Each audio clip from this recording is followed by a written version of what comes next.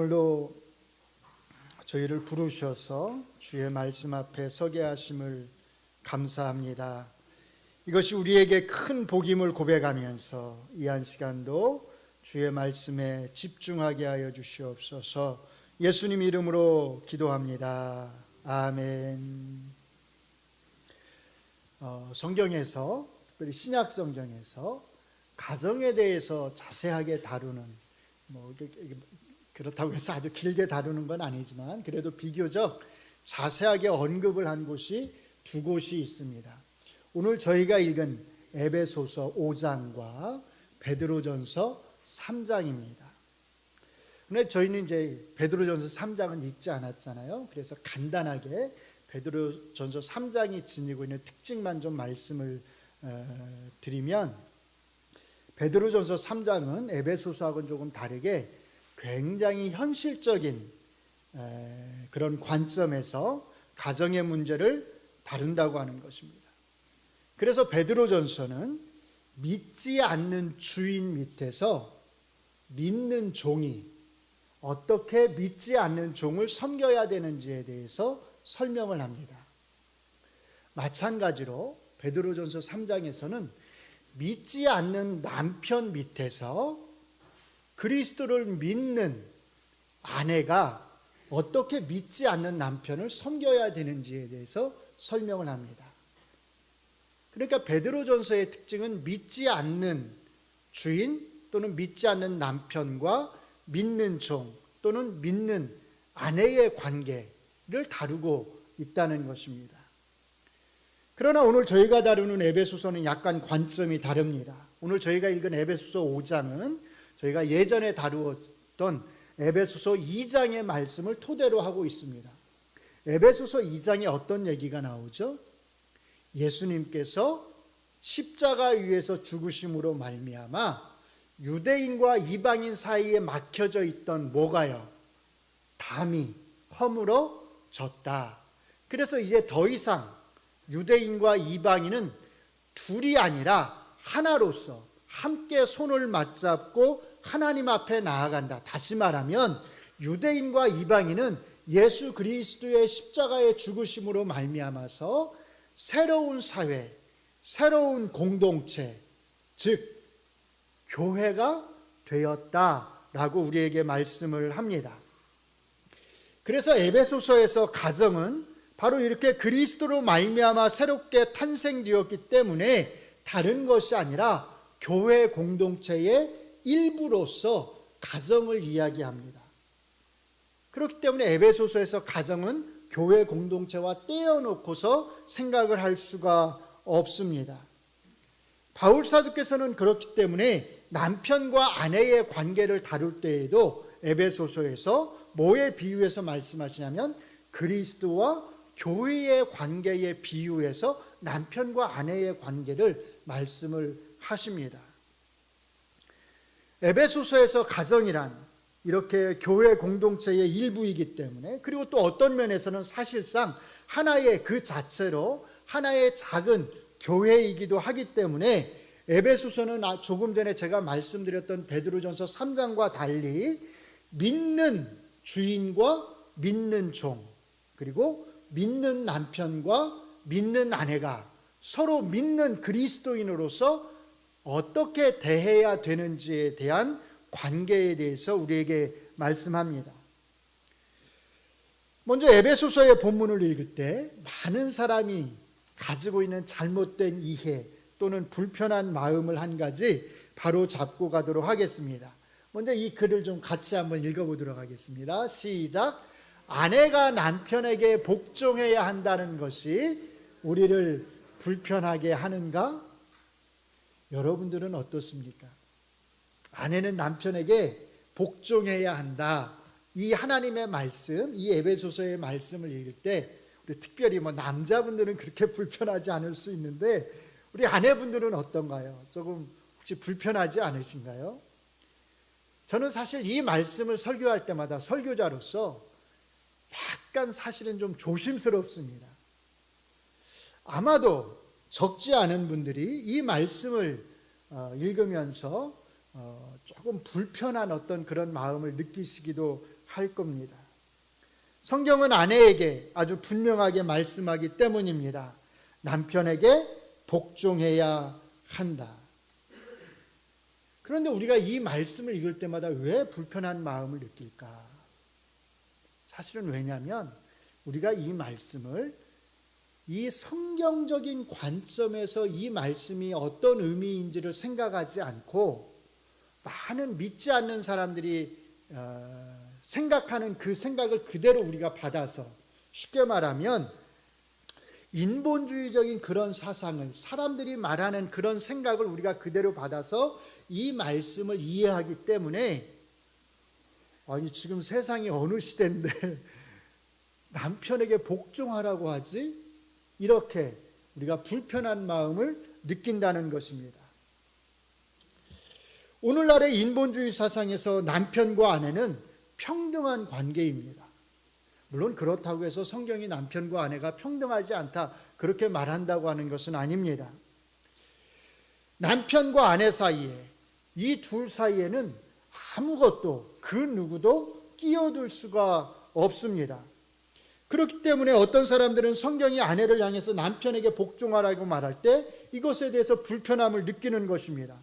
마치 이 말씀이 남편이 갑이고 아내는 을의 위치에 있는 것처럼 그렇게 들리기 때문입니다. 그래서 어떤 사람들은 이렇게까지 말을 합니다. 에베소서를 읽으면 마치 남존 여비 사상을 말하는 것 같다.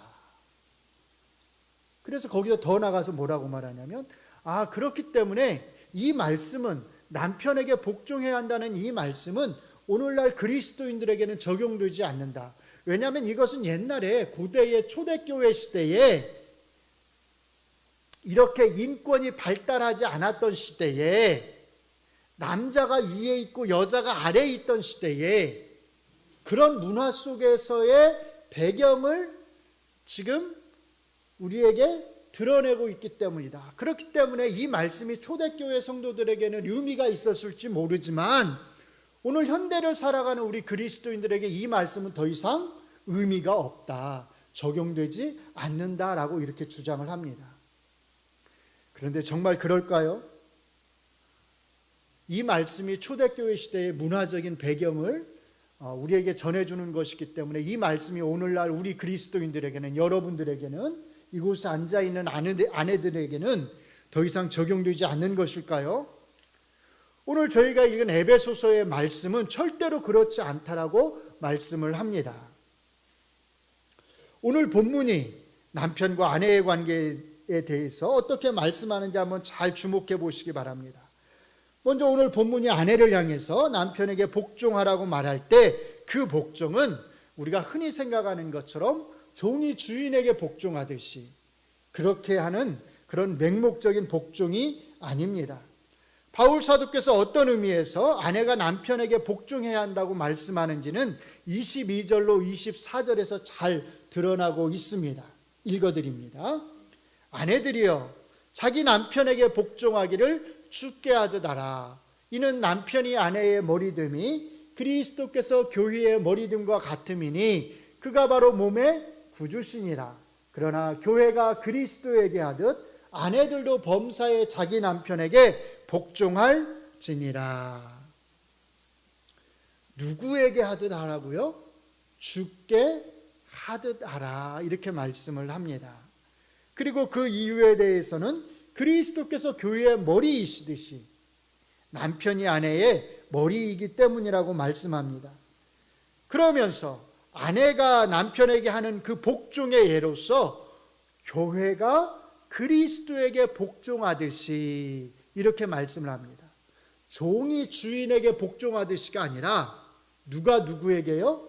교회가 그리스도에게 복종하듯이 그렇게 말씀을 합니다. 그리스도인의 가정에서 남편과 아내는 사람들이 생각하는 것처럼 1대1의 관계가 아니라는 겁니다. 그리스도인의 가정에서 남편과 아내는 그리스도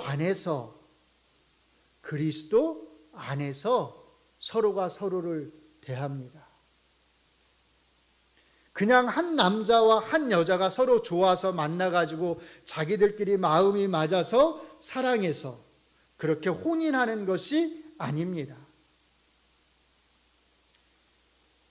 한 남자와 한 여자는 그리스도 안에서 만나서 혼인하는 것입니다.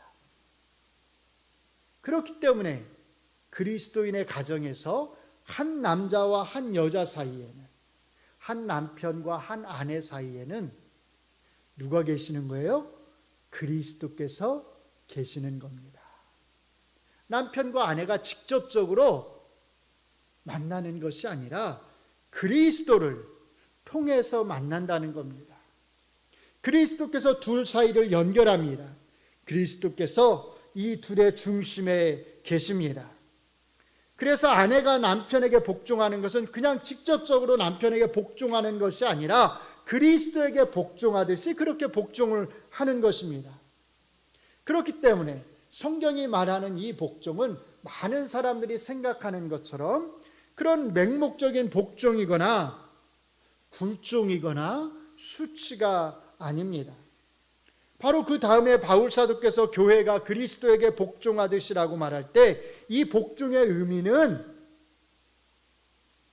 감사와 존경이 담긴 경외입니다.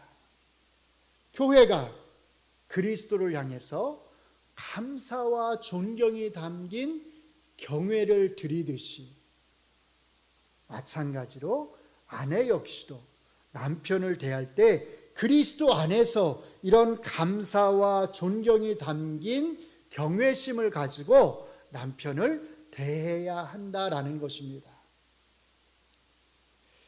그리고 이제 사실은 이것이 굉장히 중요한데 바울 사도께서 여기서 말하는 그 복종은 다른 것이 아니라 그리스도인이 갖추어야 할 기독교적 덕목 중 하나로서의 복종을 말하는 것입니다.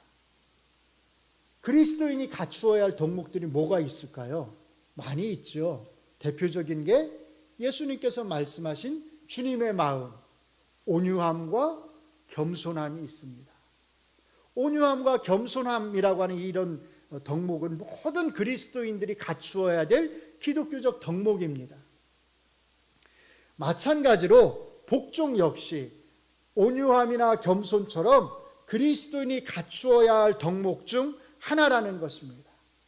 그래서 오늘 저희가 읽은 에베소서 5장 22절부터 저희가 읽었잖아요. 바로 그 위에 있는 20절로부터 21절의 말씀에서는 그리스도인들이 상호간에 어떻게 대해야 되는지에 대해서 말할 때 바울 사도께서 이렇게 권면을 합니다. 5장 20절 21절을 읽어드립니다. 범사의 우리 주 예수 그리스도의 이름으로 항상 아버지 하나님께 감사하며 그 다음을 같이 읽습니다. 시작. 그리스도를 경외함으로 뭐라고요? 피차 복종하라. 이것은 바울 사도께서 에베소 교회의 성도들에게 하시는 말씀입니다. 성도들이 어떻게 해야 한다? 서로 간에 피차 복종해야 한다. 서로가 서로를 복종함으로 대해야 한다라는 겁니다. 왜 그럴까요? 복종이라고 하는 것은 굴종을 의미하는 것이 아니라 모든 그리스도인들이 갖추어야 될 기독교적 덕목이기 때문입니다. 그래서 바울 사도께서는 그리스도를 경외함으로 이렇게 단서를 붙입니다. 그리스도인들이 맺는 그 관계의 중심에는 그리스도가 계십니다. 우리가 그리스도인으로서 서로가 서로에게 복종하는 것은 바로 이런 그리스도를 경외하면서 그리스도에게 보이는 이런 경외함에서 나오는 복종인 것입니다. 그래서 엄격하게 말하면 사실은 복종은 아내들만이 남편을 향해서 갖추어야 하는 덕목이 아닙니다. 그리스도인이라면 누구나가 아내든 남편이든 주인이든 하인이든 모두가 다 갖추어야 하는 덕목이 바로 복종입니다. 그리스도인 아내는 바로 이 덕목을 발휘해서 남편에게 복종해야 한다고 말씀을 하는 것입니다. 성경이 말하는 복종은 바로 이런 것입니다. 갑과 을의 관계가 절대로 아닙니다. 남존 여비 사상을 드러내는 것도 아닙니다. 모든 그리스도인들이 갖추어야 할 기독교적 덕목을 말하는 것입니다. 이것을 잘 마음에 새겨두시기 바랍니다. 이것을 우리가 마음에 잘 새겨두면 이 말씀을 읽을 때 마음이 불편할까요? 안 불편할까요? 불편하지 않습니다. 이것이 기독교적인 덕목이라고 하는 것을 잊어버리고서 이것을 모르고서 이 말씀을 읽으니까 이 말씀을 읽을 때마다 마음에 불편함이 있는 것입니다. 이제 남편과 아내의 관계와 관련해서 여기에 어떤 원리가 작용하고 있는지를 간단히 살펴보도록 하겠습니다. 먼저 다음의 글을 우리가 같이 읽도록 하겠습니다. 첫째로 시작. 남편에 대한 아내의 복종은 탄생의 원리에서 나옵니다. 아내들은 이것을 잘 기억하시기 바랍니다. 23절에서 바울 사도께서는 남편이 아내의 머리됨이 그리스도께서 교회의 머리됨과 같다고 말씀을 하면서 머리됨의 원리를 우리에게 말씀합니다. 그런데 남편이 아내의 머리라고 말할 때 이 머리됨의 원리의 배경에는 사실은 탄생의 원리가 놓여 있습니다. 남자가 여자에게서 태어났을까요? 아니면 여자가 남자에게서 태어났을까요? 쓸데없는 질문인가요? 우리는 흔히 어떻게 생각하냐면 남자가 여자에게서 태어났다고 생각을 합니다. 물론 생물학적으로는 그게 맞습니다. 그러나 성경은 그렇게 말씀하지 않습니다. 오히려 여자가 남자에게서 태어났다 이렇게 말씀을 합니다. 어떻게 그럴 수 있지? 남자가 아이를 낳는다는 말인가? 물론 당연히 그런 말씀은 아닙니다. 그런 뜻이 아니라 사실은 창세기 2장의 말씀을 염두에 두고 있는 것입니다. 창세기 2장에서 하나님은 여자인 하와를 만드실 때 아담의 갈비뼈를 취해서 만드셨습니다. 그래서 남자가 먼저고 여자가 그 다음입니다. 바울 사도께서 고린도전서 11장 8절로 9절에서 바로 이것에 대해서 말씀을 하십니다. 제가 읽어드리겠습니다. 고린도전서 11장 8절 9절의 말씀입니다. 남자가 여자에게서 난 것이 아니요 여자가 남자에게서 났으며 또 남자가 여자를 위하여 지음을 받지 아니하고 여자가 남자를 위하여 지음을 받은 것이니. 그리스도인이 갖추어야 할 덕목으로서 아내가 남편에게 복종해야 하는 근거는 힘의 원리가 아닙니다. 남편이 아내보다 더 힘이 강해서가 아니라는 뜻입니다. 만약 그랬다면 남편이 늙었을 때 아내는 남편에게 복종할 필요가 없을 것입니다. 남편이 병들어서 이렇게 누워 있을 때에는 아내는 남편에게 복종할 필요가 없을 것입니다. 또 아내가 남편에게 복종해야 하는 근거는 경제의 원리, 다시 말해서 남편이 가정의 경제를 책임지고 있기 때문도 아닙니다. 만약 그랬다면 오늘날은 아내들이 가정의 경제를 책임지는 가정도 많이 있습니다. 아내들이 많은 경제활동을 합니다. 그렇다면 오늘날에는 아내들이 남편에게 복종할 필요가 없을 것입니다. 또한 남편이 늙어서 경제적인 능력을 잃게 되면 남편은 요즘 흔히 하는 말로 조론을 당하게 될 것입니다. 아내가 남편에게 복종해야 하는 근거는 그런 것이 아니라 탄생의 원리 때문입니다. 남편의 갈비뼈에서 아내가 나왔기 때문입니다. 변할 수 있다 없다? 변할 수 없는 원리라는 것입니다. 남편이 나이가 먹어서 힘이 없는 늙은이가 되어도 남편이 병들어서 아파 있어도 아내는 남편을 향해서 복종 몸이라고 하는 그리스도인의 덕목을 보여주어야 합니다. 그리스도인 아내들에게 말씀을 드립니다. 그리스도 안에서 여러분의 남편에게 복종하시기 바랍니다. 그리스도인이 갖추어야 할 덕목으로서의 이 아름다운 복종을 다른 누구보다도 바로 여러분의 남편을 향해서 보여주시기 바랍니다.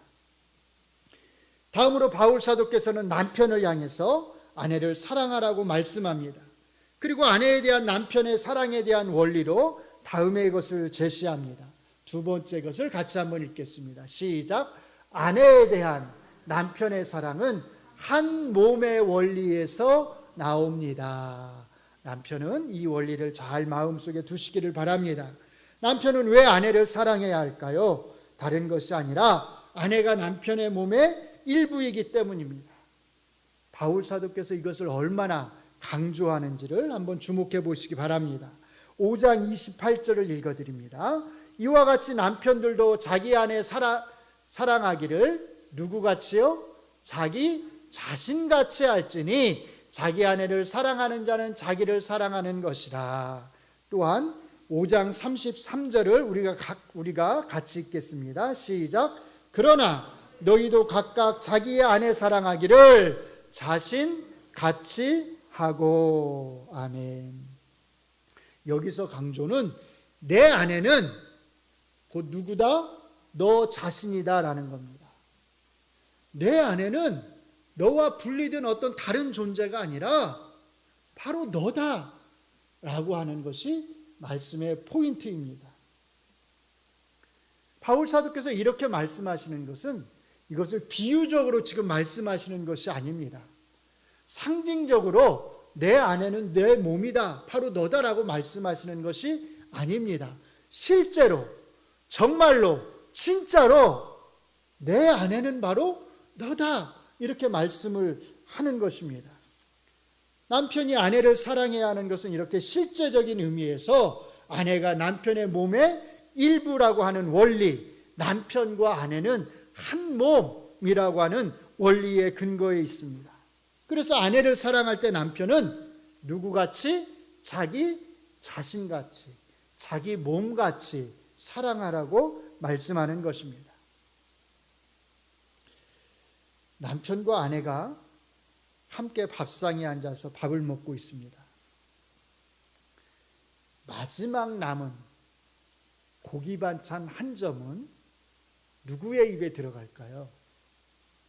여러분의 가정에서는 그 마지막 남은 한 점의 고기 반찬은 누구의 입으로 들어갑니까?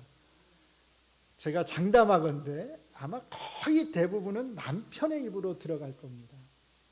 제 경험입니다. 저도 이렇게 집사람하고 같이 먹다 보면 집사람은 적당한 선에서 젓가락을 내려놓습니다. 저는 어떨까요? 끝까지 들고 있습니다.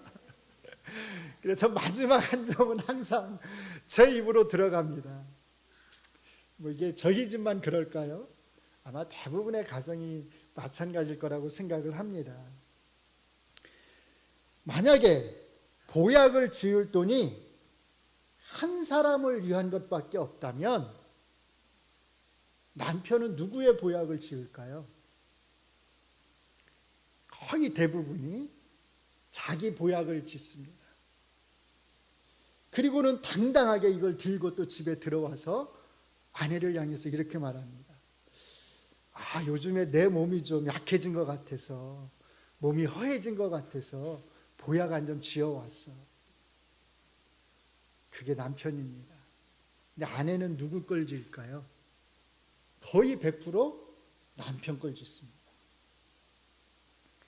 아내는요, 자기 몸이 아무리 아파도 한 점의 보약만을 지어야 한다면 남편 것을 지어서 가지고 들어옵니다. 그게 아내입니다. 저도 남편이지만 남편은 참 정말 이기적으로 자기 몸을 그렇게 사랑합니다. 정말 끔찍하게 자기 몸을 사랑합니다. 다른 어떤 것보다도 남편에게 있어서는 자기 몸이 제일 우선입니다. 사실은 그렇게 내 몸을 그렇게 사랑하듯이, 너가 내 몸을 그렇게 이기적으로 사랑하듯이 그렇게 내 아내를 사랑하라, 그렇게 남편에게 말씀하는 겁니다. 그리스도인 남편들에게 말씀합니다. 그리스도 안에서 여러분의 아내를, 여러분의 몸을 사랑하듯이 그렇게 이기적으로 사랑하시기 바랍니다. 바로 이것이 내 아내를 내 자신같이 사랑하라고 하는 말씀의 의미입니다. 이제 오늘 말씀을 요약하고자 합니다. 사랑하는 성도 여러분, 가정은 그냥 한 남자와 한 여자가 1대1로 만나서 서로 평등한 관계 속에서 서로 힘이 되어주며 서로 의지하면서 한평생을 살아가는 곳이 아닙니다. 사람들은 그렇게 말을 할지 몰라도 성경은 절대로 그렇게 말씀하지 않습니다. 교회가 그리스도의 십자가의 죽으심을 토대로 하고 있듯이 그리스도인의 가정 역시 그리스도의 십자가의 죽으심을 토대로 하고 있습니다. 그래서 그리스도인의 가정은 작은 교회입니다. 그래서 가정의 주인은 남편도 아니고 아내도 아니고 오직 그리스도이십니다. 남편과 아내의 관계는 1대1로 마주하는 관계가 아니라 그 중심에 그리스도를 두고 있는 관계입니다. 이것을 잘 기억하면서 남편에게 복종하라는 아내를 향한 권면과 아내를 사랑하라는 남편을 향한 권면을 우리가 이해해야 합니다. 두 가지 원리를 여러분들이 잘 기억하시기 바랍니다. 첫째로, 남편에게 복종하라는 아내를 향한 권면에는 무슨 원리요? 탄생의 원리가 있다. 창조의 원리상 남자가 먼저고 여자가 나중이기 때문입니다. 우리 아내 되시는 분들은 이 원리를 잘 기억하시기 바랍니다.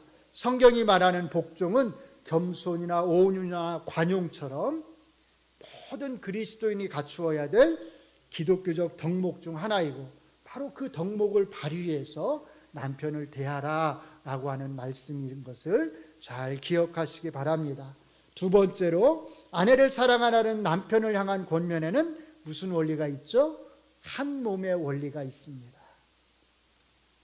창조의 원리상 아내가 남편의 갈비뼈에서 만들어졌기 때문입니다. 우리 남편 되시는 분들은 이 원리를 꼭 마음속에 잘 새겨두시기를 바랍니다. 우리가 잘 생각해 보면 이 두 가지 원리는 모두가 다 창세기 2장에 근거를 하고 있습니다. 다 성경에 근거한 것이다라고 하는 것입니다. 그렇기 때문에 이 원리는 제가 처음에 말씀드렸듯이 문화가 바뀌면 바뀔 수 있는 그런 말씀이 아니라, 그런 원리가 아니라 성경이 존재하는 한, 하나님의 말씀이 변하지 않는 한 이 두 가지 원리는 변하지 않는 것이다 라고 하는 것입니다. 그리스도인 남편과 그리스도인 아내는 이 변하지 않는 원리의 근거에서 가정을 가꾸고 세워가야 한다라는 것입니다. 여러분들의 가정을 이 성경적 원리들 위에 세우시기를 바랍니다. 그래서 하나님이 기뻐하시는 가정, 하나님을 영화롭게 하는 아름다운 그리스도인의 가정을 이루시기를 주의 이름으로 축원합니다. 기도하겠습니다. 하나님, 우리를 그리스도 안에서 남자와 여자, 남편과 아내로 만나게 하시어서 그리스도인의 가정을 이루게 하심을 감사합니다.